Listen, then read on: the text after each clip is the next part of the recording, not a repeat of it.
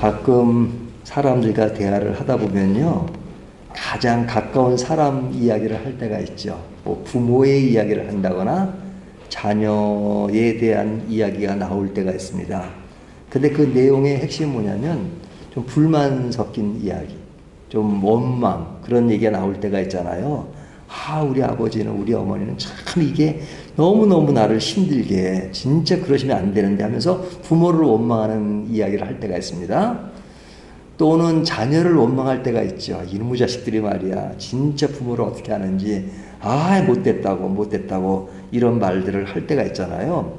그러면 그런 말을 들은 사람이 그와 똑같은 수준으로, 아니 그 이상으로, 맞아 당신 자녀 보니까 형편없어, 당신 부모 형편없어, 그렇게 맞장구를 치면 됩니까, 안 됩니까? 그렇게 맞장구를 치다 보면 나중에 탈이 나올 수가 있습니다. 그러니까 그런 맞장구를 칠 때가 있죠. 뭐 친구를 그러는 건 좀 하는데, 내 부모나 자녀들의 그런 이야기를 할 때 진짜 당신 부모 나쁘군요, 자녀는 나쁘군요, 이러면 그 사람이 갑자기 자기가 원망하다가 그렇게 반응하는 사람을 보고 화를 내면서 그래도 그 정도는 아니죠 라고 이제 반발할 때가 있죠. 왜 그래요? 내가 가까운 사람에게 불만이 있는 것이지 그 관계가 부정되는 것은 아니지 않습니까?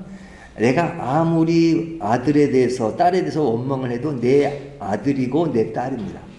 그리고 내 부모가 아무리 원망스러운 것이 있어도 내 부모인 것은 사실이죠. 근데 그 말을 들은 사람이 갑자기 그 말을 듣고 본인의 불평에 대해서 동조하기보다는 그 관계 자체를 부정해버리면 갑자기 화가 날 때가 있죠.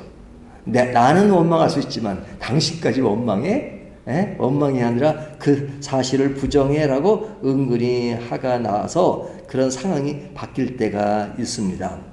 자, 이 말씀을 왜 드리냐면, 우리가 욥기의 출발은 욥이 의롭다는 것을 전제하죠.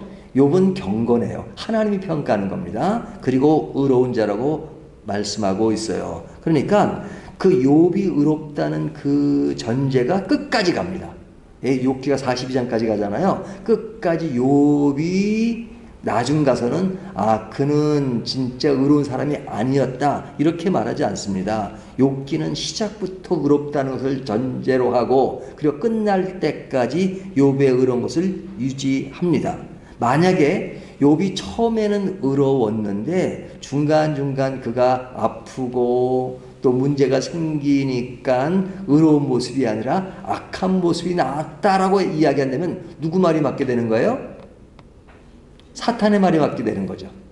사탄이 그랬잖아요. 하나님이 의롭다 그러니까, 아닙니다. 욥이 의로운 것은 환경이 좋으니까 그래서 의로운 것이지, 환경을 한번 나쁘게 만들어 보십시오. 그러면 그는 그러지 않을 겁니다라고 누가 말한 거예요?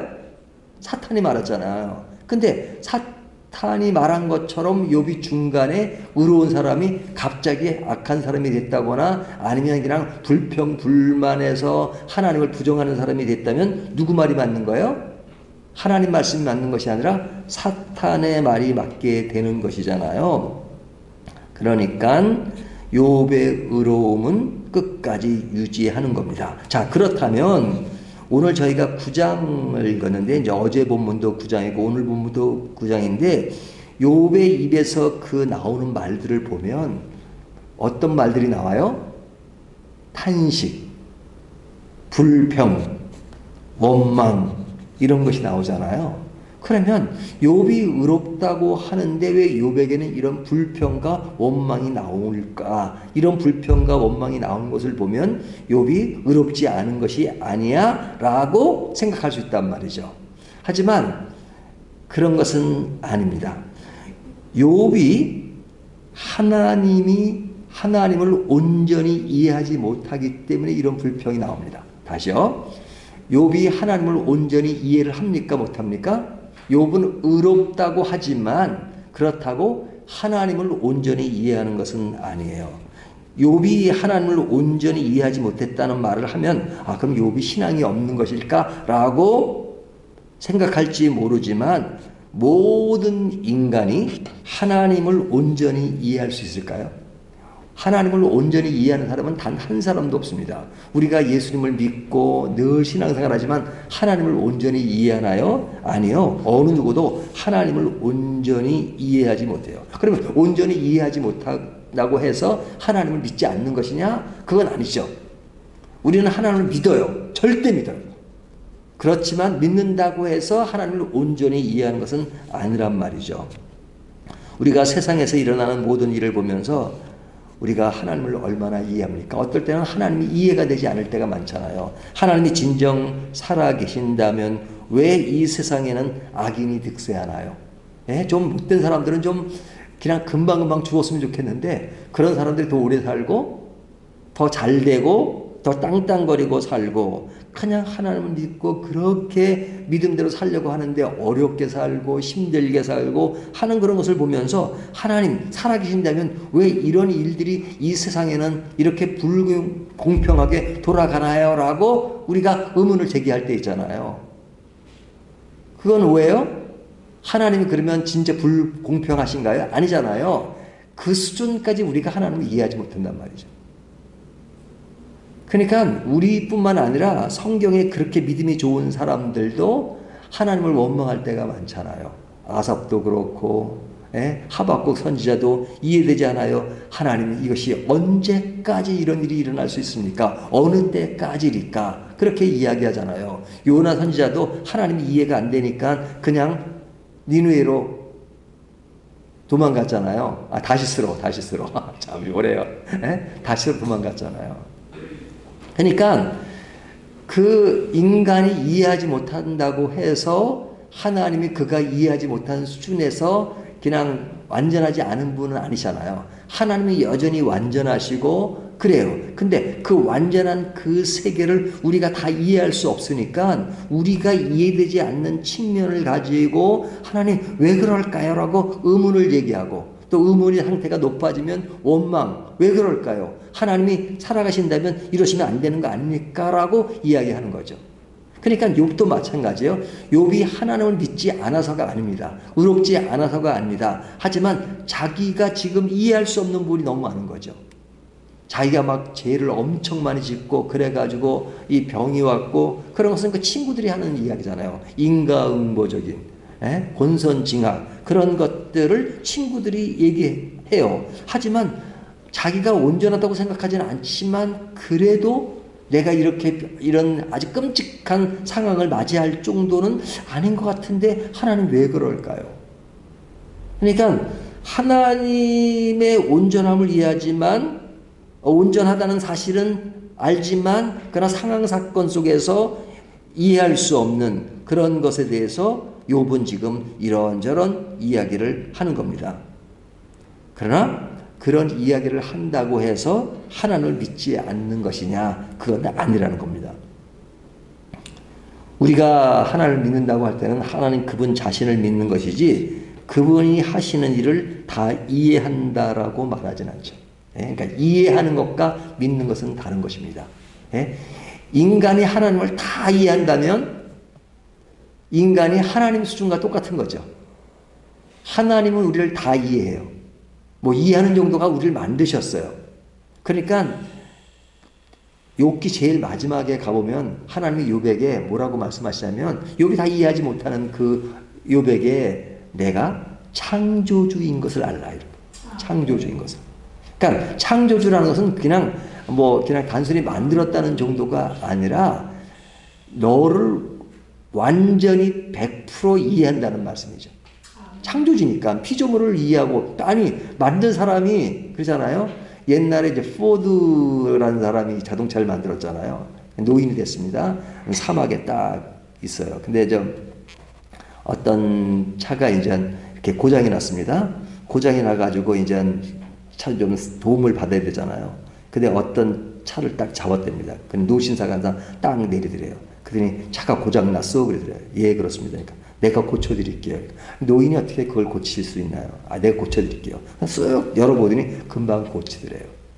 그러니까 놀래가지고 어떻게 이 차를 고칩니까? 그 하는 말이 내가 포드요. 내가 이 차를 만든 사람이요. 만든 사람이 이거 고장 난 거 못 고치겠습니까? 금방 고치더라는 거예요. 어디가 원인인지. 만든 사람이니까. 그렇죠? 하나님이 우리를 만드셨어요. 하나님이 우리를 만드셨으니까 우리를 100% 이해해요. 그러니까 만든 분이 우리를 운영해 가시고 우리를 인도해 가시고 그리고 그 모든 삶 속에서 우리에 대한 계획이 있으신 거죠. 하지만 그 계획들을 우리는 우리가 알고 있는 작은 소견 또 작은 인생의 울타리 작은 영역에서 그것을 내가 느낌으로써 이해를 하려니까 이해가 안 되는 거죠.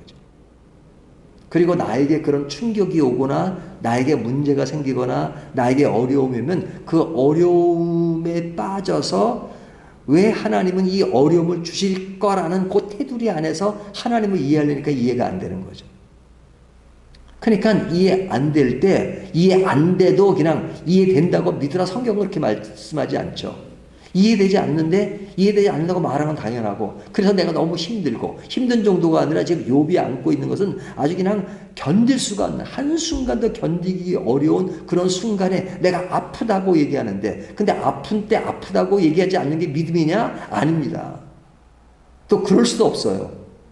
그럴 수 없으니까 믿음이 없다라고 말하면 더 문제가 되는 거죠. 친구들은 그런 건데 믿음이 없다는 거잖아요.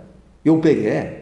아니 욥은 좀 아파 죽겠는데 괴로워 죽겠는데 믿음이 없다 그러잖아요. 하나님을 안 믿는 거라 그러잖아요. 재앙을 받는 것을 모른다고 말하잖아요. 근데 욥은 참 그래도 괜찮아요. 욥이 친구들에게 너도 그럼 대신 아파봐라. 그러잖아요. 논쟁을 해도. 그러나 우리가 정말로 어떤 인생에 시달린 그런 가운데 빠졌을 때 저 사람은 참 이렇게 믿음이 약한가라고 함부로 평가할 때가 많잖아요. 하지만 내가 하소연을 하고 원망을 하고 탄식하고 내가 괴롭다 그러고 하나님이 계시다면 왜 나에게 이런 고통을 주시나요? 라고 말하는 것은 믿음이 없다는 것과 꼭 일치되는 게 아니란 말이죠. 하나님을 믿어도 내가 아픈 것을 그대로 이야기하는 것 그리고 그런 이야기를 받아주세요. 그렇기 때문에 욥기 끝까지 가도 하나님이 욥을 보고 너는 나를 믿지 않는 것이라고 말씀하지 않는단 말이죠. 인간은 마음에 느끼는 것을 그대로 토로하고 항변하는 것 그것이 의롭지 않은 것은 아니라 하는 것입니다. 내가 모르지만 내가 힘들지만 내가 이해할 수 없지만 하나님의 주권을 믿는 것 그것이 믿음입니다. 하나님의 주권을 하나님이 살아계신다는 것 하나님이 자기의 주권을 가지고 일하신다는 것 하지만 내가 다 모르고 내가 힘들고 내가 알 수 없다. 그렇지만 나는 하나님을 믿는다. 이것이 믿음이에요. 그러니까 늘 강조하지만 믿음이라고 하는 관계의 문제입니다. 관계. 이것이 핵심이에요. 하지만 우리들의 신앙생활은 자꾸 관계 중심이 아니라 상황 중심으로 이해를 해요.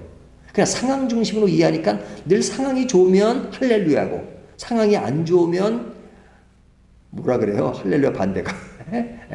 노맨이라 그러고 할렐루야가 아니라 그러고 원망한단 말이죠. 왜? 상황으로만 이해해요. 그러니까 예수를 믿으면 잘 믿으면 만사형통이 이루어진다 하는 그런 쪽으로 자꾸 설명하는 게 뭐예요? 자꾸 상황으로 설명해요. 그러나 하나님을 빼놓고 다른 우상 숭배하는 모든 종교들은 상황으로 설명해요. 너 문제가 있으면 빌어. 그러면 잘 될 거야. 이거잖아요. 그래서 제가 기복신앙을 싫어하는 겁니다. 왜? 신앙의 근본을 흔드는 것이기 때문에. 그러나 우리 신앙의 기복은 있잖아요. 하나님을 우리가 믿는다고 해서 내가 힘들 때 힘들다고 말하고 그리고 필요할 때 필요하다고 말하는 건 너무 당연한 것이죠. 그것은 신앙에 맞는 이야기예요. 하지만 그것이 중심이 되는 건 아니죠. 하나님과의 관계. 그렇기 때문에 하나님 내가 모든 것을 다 이해할 수는 없어요. 내가 겪는 일도 보면 하나님 잘 이해가 안 될 때가 있어요. 하지만 내가 이해를 못하는 것이지 하나님이 문제가 있고 하나님이 온전하지 않은 것은 아니시죠. 나는 하나님을 믿어요. 하지만 내가 이해를 안 되니까 내가 하나님께 이해 안 되는 부분을 하나님께 말씀드릴 수밖에 없잖아요. 그리고 이런 내가 이해 안 되는 그 부분이 나에게 너무 크게 다가오니까 힘들게 다가오니까 탄식이 나오고 불평이 나오고 원망이 나와요. 하나님 좀 이런 나의 그런 크신 분이니까 하나님 워낙 크신 분이니까 내 작은 범주를 이해하시니까 내 작은 부분에 맞게끔 좀 해주시면 안 돼요? 오늘 본문 다시 그 내용입니다. 하나님이 워낙 크시니까 그냥 나에게 좀 맞춰주십시오. 내가 하나님께 맞출 수는 없으니까 하나님 나한테 맞춰주십시오. 그거잖아요. 그러니까 그렇게 맞춰달라는 것은 뭐예요? 하나님 내가 온전히 이해하지 못하니까 그런 거죠. 하지만 그렇게 말하는 것에 대해서 하나님은 믿음이 없다라고 말씀하지 않는다는 거죠. 그것이 당연한 것이고.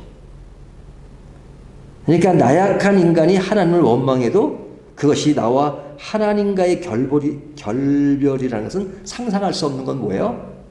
우리의 믿음이 있기 때문에 그래요. 에? 제가 힘들 때는 하나님 원망할 수 있어요. 하지만 그러니까 하나님과 이제 끝. 그러진 않잖아요. 하나님 끝까지 믿어요. 하지만 이해는 잘 안 돼요. 하지만 하나님 믿어요. 여기 아주 말을 좀 애매하게 하는 것 같지만 이 애매한 것이 신앙의 본질입니다. 이제 우리가 이 세상의 삶이 다 끝나고 하나님 나라에 가면 이런 모든 것들이 다 이해가 될 겁니다.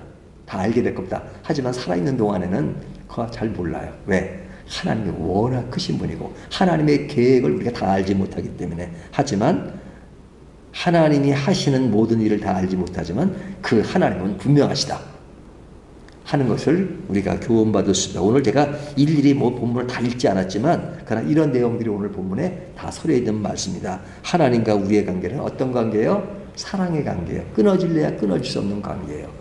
하나님은 우리를 향한 놀라운 계획을 가지고 계십니다. 하지만 우리가 다 이해를 못해서 그래요. 하지만 이해는 못할지라도 또 죽을 때까지 이해 못하는 게 많아요. 하지만 하나님은 분명하다는 것, 이것을 믿고 따라가는 저와 여러분이 되시기를 주님의 이름으로 축원합니다.